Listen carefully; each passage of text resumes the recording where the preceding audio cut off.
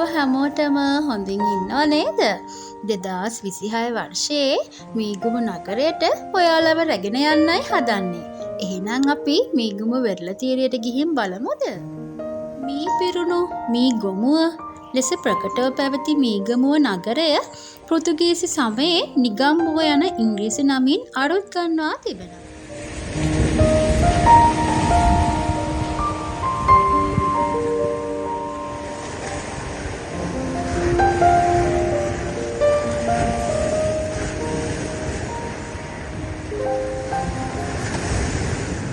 මනහර වූ මීගමු වෙරළ තීරය සාමාන්‍ය සංචාරකින් බහුල ප්‍රදේශයක් නොවුනද සංචාරකයන් තමන්ගේ සංචාරයේ අවසාන දින කීපය මීගමු නගරයේ සංචාරය සඳහා යෙදවීමට අමතක කරන්නේ නැහැ.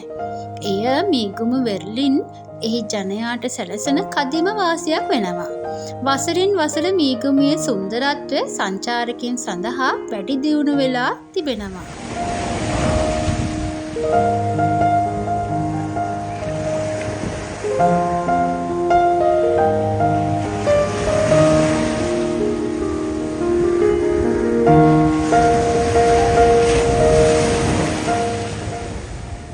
මීගමු වෙරළ තීරය දීවරයෙන් බහුලව භාවිතා කළද එහි සුන්දරත්වය පවත්වා ගැනීමට එම වෙරළාවට ඇති සංචාරක හෝටල් පාලකීන් පකබලාගෙන තිබෙනවා.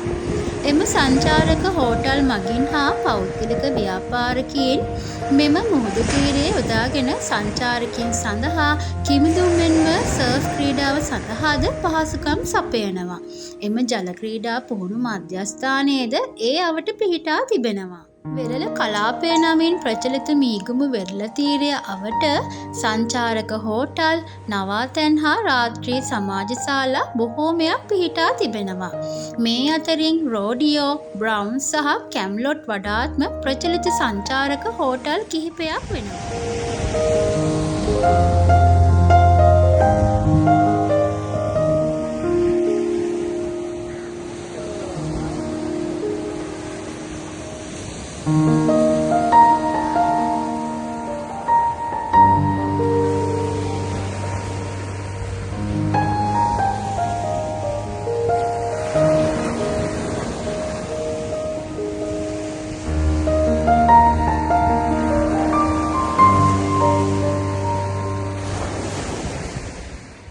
අවසාන වශයෙන් ආදරණීය ඉල්ලීමක් කරනවා.